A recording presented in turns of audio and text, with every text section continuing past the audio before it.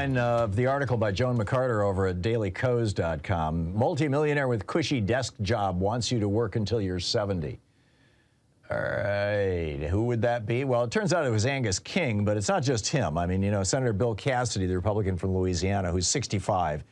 King is 78, actually, 79. They're on this committee in the Senate that's looking at Social Security, and they're saying, well, you know, rather than raising the cap so that, you know, the Koch brothers and their peers would have to pay, you know, income taxes for Social Security, instead of doing that, why don't we just raise the retirement age to 70? Right. These are guys who, you know, can easily work into their 70s. They're senators, for God's sake. But, you know, tell that to a truck driver or a bricklayer or, you know, an auto mechanic or basically pretty much anybody else who doesn't have, you know, a relatively cushy, high-paid, you know, white-collar job. Raising the retirement age to 70? I think the retirement age should be reduced from 65 down to 60. It would open up the job market substantially. It would, I mean, getting all these old people out of the employment pool. Now, obviously, not everybody's going to do this. If you lowered the retirement age to 60 or 62, probably about half of the people who are eligible would say, oh, cool, I can go on Social Security and Medicare now? I'll take that. So it wouldn't be, you know, massive, but it would be substantial. And what does that do? It opens up job opportunities for young people. And how is that not a bad thing? We need to lower the retirement age rather than raise it, in my opinion. And, you know, I've written about this before. I've talked about it before. I think I will continue to.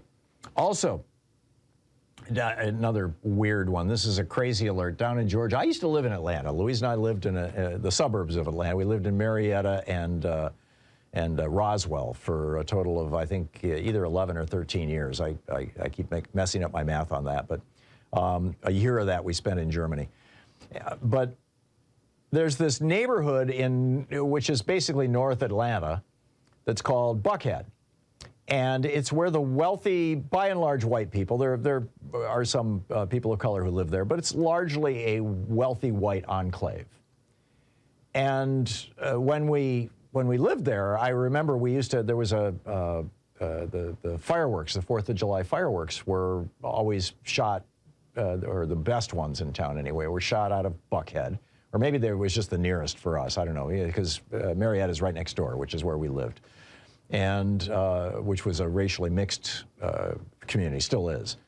And but we would go to this mall in Buckhead and lay out a blanket in the parking lot. The parking lot would just be filled with people laying on, having picnics basically in the parking lot to watch the fireworks.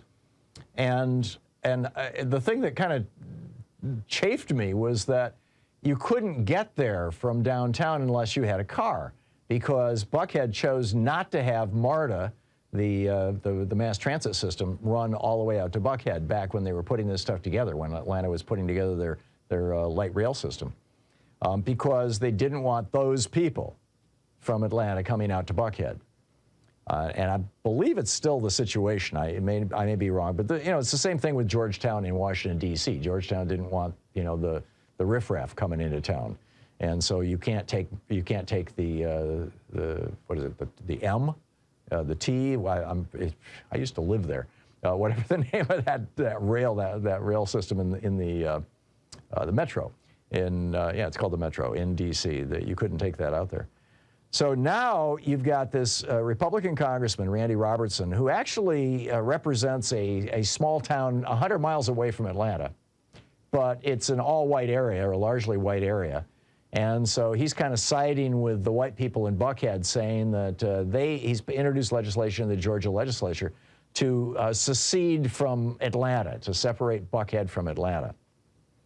The problem is that Buckhead is a large place. I mean, it's a big chunk of Atlanta, and a wealthy place. It represents about 40% of all the economic activity in Atlanta.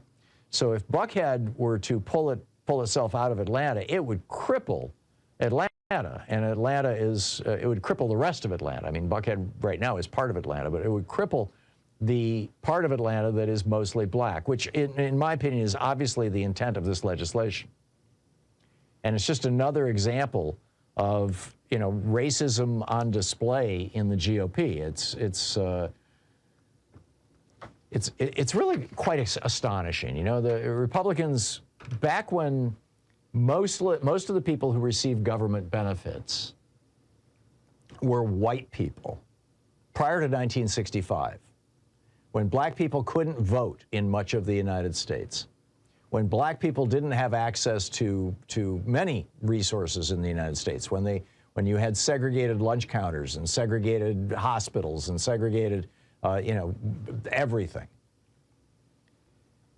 White people and white politicians were gung-ho to, you know, hey, let's have Social Security. Let's expand the social safety net. Let's do all these wonderful things for everybody in America, meaning the white people. But then we passed the Civil Rights Act and the Voting Rights Act in 65 and 66, 64 and 65, and suddenly the Republican Party, I mean, the Democratic Party pushed these through, right? Suddenly the Republican Party is running around going, wait a minute. Government benefits? This is big government. This is a socialist welfare state. We can't have this. Because all of a sudden, black people were qualifying for benefits. These were programs that were helping black people. And this is, in my opinion, this is just another example of this, the Republican Party has become essentially the party of white supremacists in the United States. Period, full stop. And this is just another example of it. And you know, a lot of it's pretty subtle. Like, you know, their opposition to food stamps.